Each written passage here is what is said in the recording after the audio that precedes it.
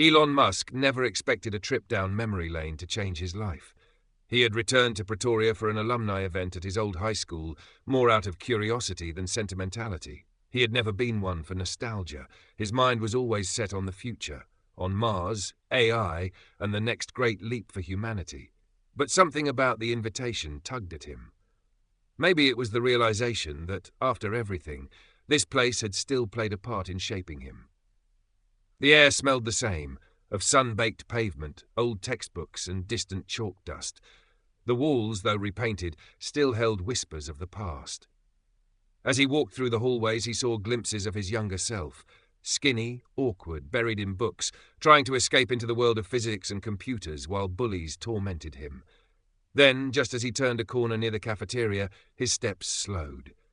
A figure stood hunched over, mopping the floor with slow, quiet, deliberate strokes. His back was curved with age, his once strong hands trembling slightly as he squeezed water from the mop. There was something eerily familiar about him, the way he moved, the way he hummed softly under his breath. Elon took a step closer, then another. The old man lifted his head, wiping his forehead with the back of his hand. His face was deeply lined, his hair now a thin, wispy grey, but his eyes, those warm brown eyes, were the same. Elon felt his chest tighten. "Mr. Jacobs?"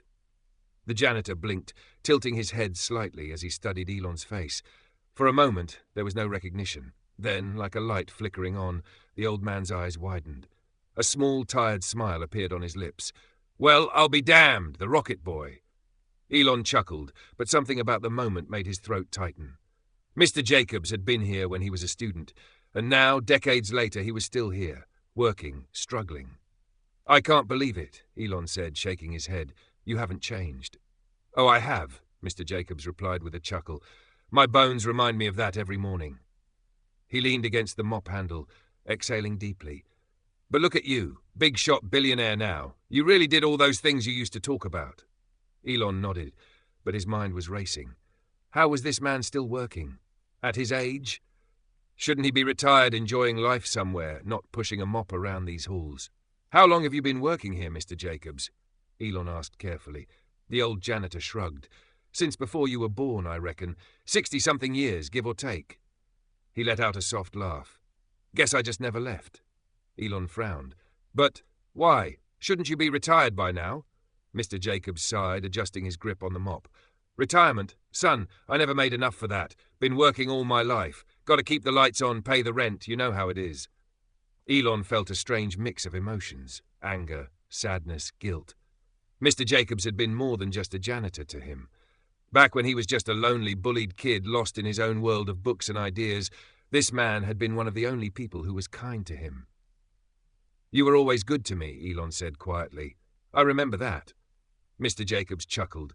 "You were a bright one, always talking about rockets and computers, about changing the world. I knew you were special." He patted Elon's shoulder with a calloused hand. "And look at you now." Elon forced a smile, but inside something was shifting. The idea of this man still working, still struggling after decades of dedication, it didn't sit right with him. He wasn't sure what he was going to do yet. But one thing was clear. This wasn't the end of Mr. Jacobs' story. Not like this. Elon Musk sat in his private jet, staring out the window as the lights of Pretoria faded into the distance. The hum of the engines was a familiar comfort, but his mind wasn't in the present. It was back in that dimly lit school hallway, watching Mr. Jacobs struggle to push a mop across the floor. It didn't make sense. The world had changed. He had changed. Everything was different from the days when he was a scrawny kid, lost in thoughts of space and technology. Yet Mr. Jacobs was still in the same place, fighting the same battle, one that no one seemed to notice. Elon pulled out his phone and started searching. It didn't take long to find the details. Mr. Jacobs had never owned a home. He lived in a small, rented apartment on the outskirts of the city. His wife had passed away a decade ago, leaving him alone. His only son had moved overseas years back and rarely kept in touch. Worse still, Mr. Jacobs had no savings, no pension, no retirement fund, nothing to fall back on. His entire life had been spent working at that school, earning just enough to survive, but never enough to stop. Elon leaned back in his seat, rubbing his forehead. It wasn't fair. This was a man who had dedicated his life to serving others. He had mopped the floors, cleaned up after careless students, and kept that school running for decades. And what did he get for it? A frail body, an empty bank account, and a future that held nothing but more work, until the day he couldn't do it anymore. He thought about the way Mr. Jacobs used to talk to him when he was young. Back then, Elon had been an outcast, bullied by his classmates, lost in his own world of books and computers. Most people ignored him, but Mr. Jacobs didn't. "Don't let them get to you," the old janitor had once told him, handing him a rag to help clean up after another one of his bully's pranks. "You're different, Elon, and different is good. Different changes the world." Elon hadn't forgotten those words, and now he realized it was his turn to change something. The next morning, still jet-lagged but determined, Elon picked up the phone. "I need a team," he told his assistant. "Find me the best financial advisors, legal experts, and housing specialists in South Africa. I have a plan." The next few days were a blur of research meetings and phone calls. Elon wasn't just going to help Mr. Jacobs, he was going to change his entire life. First, he called the school administration. The conversation was short and to the point.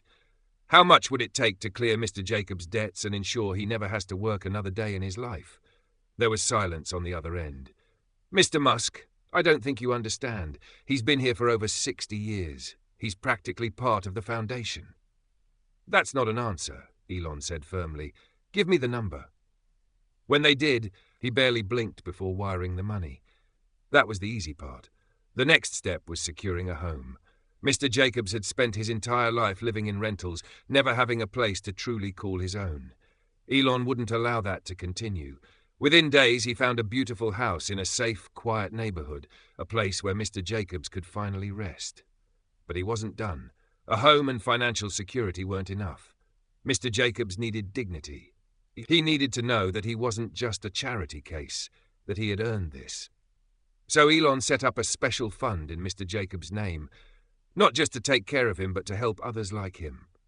Because the truth was, Mr. Jacobs wasn't alone.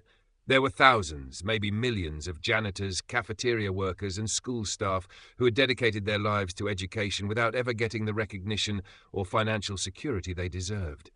Elon wouldn't let that continue. By the end of the week, everything was in place. The debts were cleared, the house was purchased, the fund was launched. All that was left was to tell Mr. Jacobs. When Elon returned to Pretoria, he went straight to the school. This time, he wasn't there as a former student or a billionaire. He was there as a man on a mission. He found Mr. Jacobs in the same hallway, wiping down a row of lockers. The old man looked up and smiled when he saw him. "Back so soon?" Elon nodded. "Yeah, I couldn't stop thinking about our conversation." Mr. Jacobs chuckled. "Oh? What, did I inspire a new spaceship or something?" "Not quite," Elon said, stepping closer. "I did some thinking, Mr. Jacobs, and I realized something. You've spent your whole life taking care of this school. You've taken care of students like me. Now it's time someone took care of you." The old janitor frowned. "What are you talking about?" Elon took a deep breath. "I paid off all your debts. You don't owe anything to anyone anymore. You don't have to work another day in your life." Mr. Jacobs stared at him, confusion flickering across his face. "Sonai, there's more," Elon continued. "I bought you a house, a real home, no rent, no payments. It's yours, free and clear." For the first time, Mr. Jacobs looked truly speechless. His lips parted, but no words came out. His hands trembled slightly, and for a moment Elon thought he might collapse. "Aye," Mr. Jacobs swallowed hard. "Elon, I don't know what to say." Elon smiled. "You don't have to say anything. Just know that you deserve this." The old man blinked rapidly, his eyes glistening with unshed tears. "No one's ever done something like this for me." "Well," Elon said, placing a hand on his shoulder, "maybe it's about time someone did." And as he stood there watching the weight of a lifetime's struggle lift from the shoulders of the man who had once been his only friend, Elon knew this was just the beginning. Mr. Jacobs sat in the quiet cafe, his hands wrapped around a steaming cup of tea. He wasn't drinking it, just holding it, as if trying to ground himself in something solid, something real. Across from him, Elon Musk leaned forward, watching him with a small, knowing smile.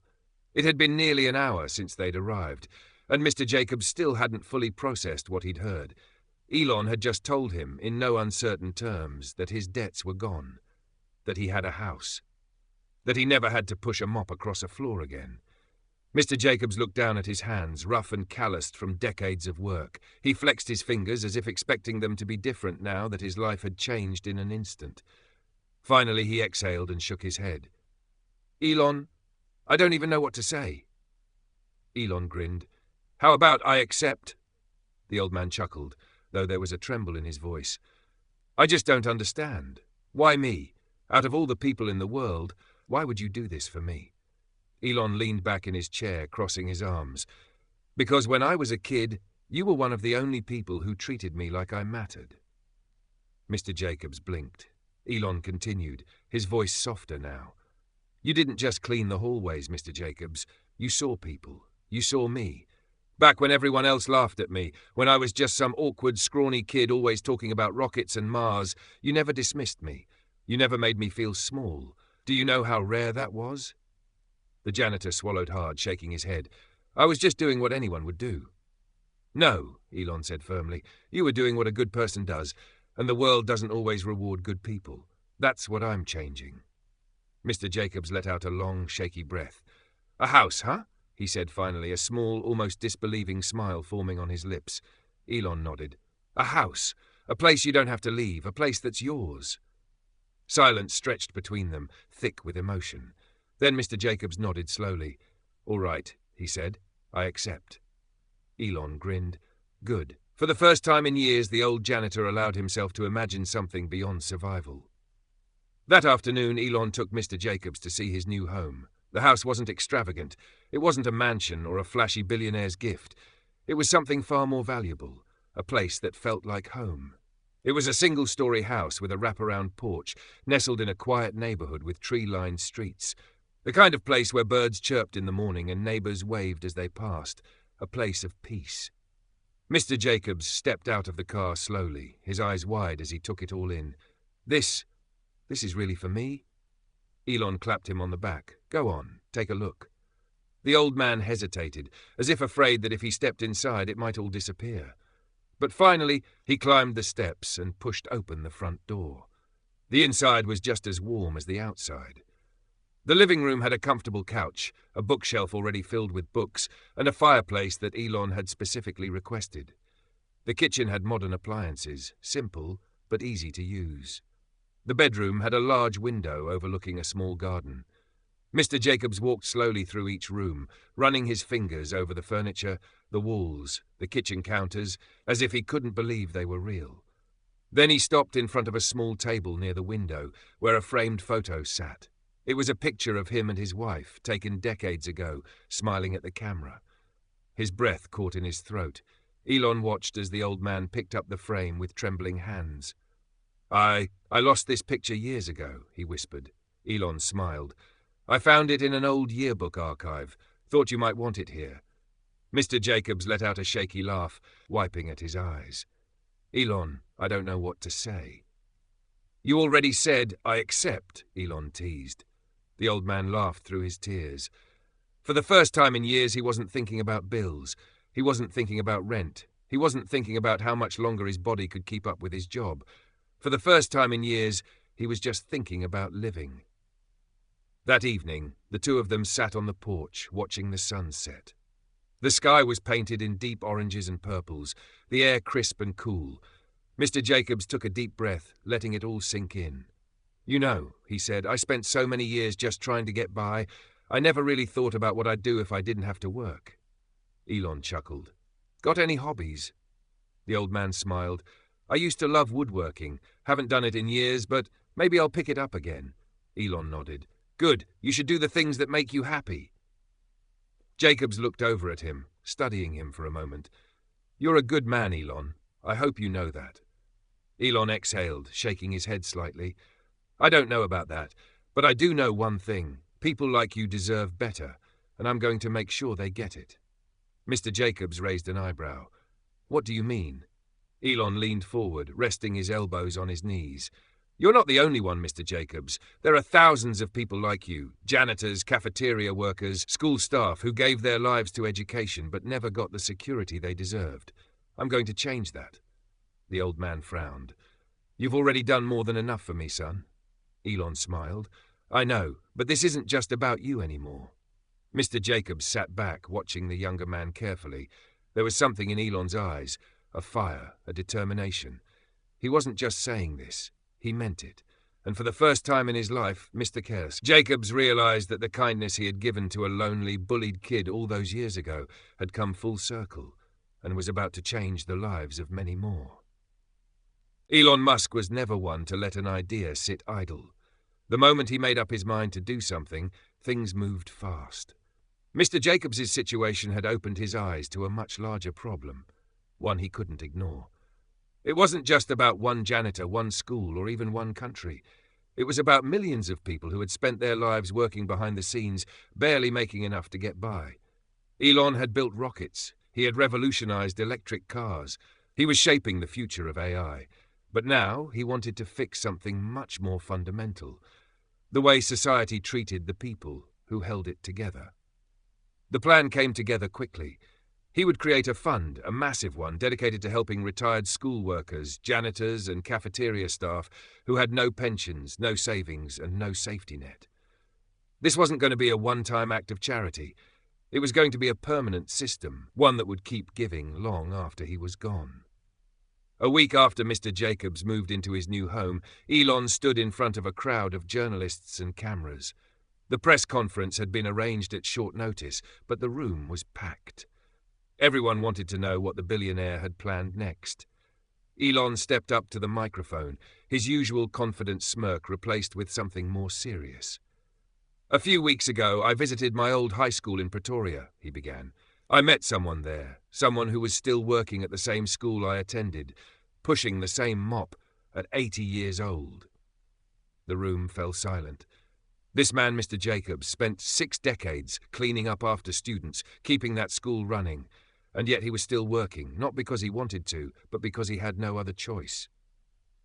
A murmur spread through the audience. The realization hit hard. That isn't just his story. It's the story of thousands, millions of workers who dedicated their lives to schools, hospitals, and public service, only to be forgotten when they got too old to work. Elon's voice hardened. That's not how a civilized world should operate. He took a deep breath, then continued. So today I'm announcing something new. The Guardian Fund. The cameras flashed wildly as he spoke.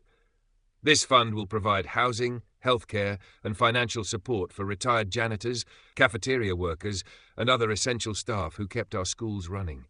People like Mr. Jacobs, who shaped generations without ever being recognized for it. A hand shot up in the audience. Mr. Musk, how will this be funded? Elon smirked. Let's just say I can spare a few billion. The crowd laughed, but he wasn't joking.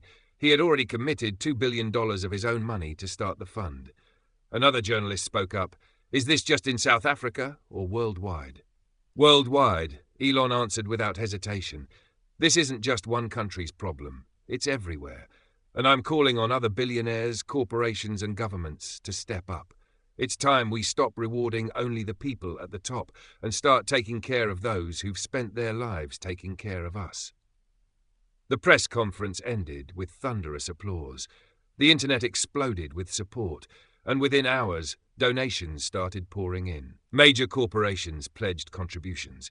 Celebrities spoke out, offering their own support. The Guardian Fund had been born, and it was already growing beyond what Elon had imagined. Meanwhile, Mr. Jacobs watched the news from his new living room. He had never been the type to cry, but as he saw Elon speaking about him, about people like him, on a global stage, he wiped at his eyes. For the first time in his life, he felt seen. A week later, Elon showed up at Mr. Jacobs' new house with a set of woodworking tools. Thought you might need these, he said, setting them down with a grin. The old janitor chuckled. You really don't do things halfway, do you? Elon shrugged. Not my style. Mr. Jacobs ran a hand over the polished wooden handle of a chisel. You know, for the longest time, I thought life was just something to survive. Wake up, work, pay the bills, repeat. I never imagined it could be different. Elon sat down beside him. Now you can. The old man looked at him, eyes filled with gratitude. What made you do all this, Elon? It can't just be because of me. Elon sighed, looking out at the peaceful street. I guess I just realized something. We spend so much time chasing big ideas, going to space, building AI, trying to change the future. But what's the point of all of it if we can't even take care of the people who got us here? Mr. Jacobs nodded slowly, understanding. Elon clapped him on the shoulder. So, what's first? You gonna build something with those tools? The old janitor grinned. Yeah, think I'll make something for the next generation. Elon smiled. Sounds like a plan. And for the first time in a long, long time, Mr. Jacobs wasn't thinking about survival. He was thinking about what came next. The end. This story is a reminder that kindness and gratitude can change lives. If you enjoyed this, don't forget to subscribe for more inspiring stories. Let's keep the conversation going, because together we can make a difference.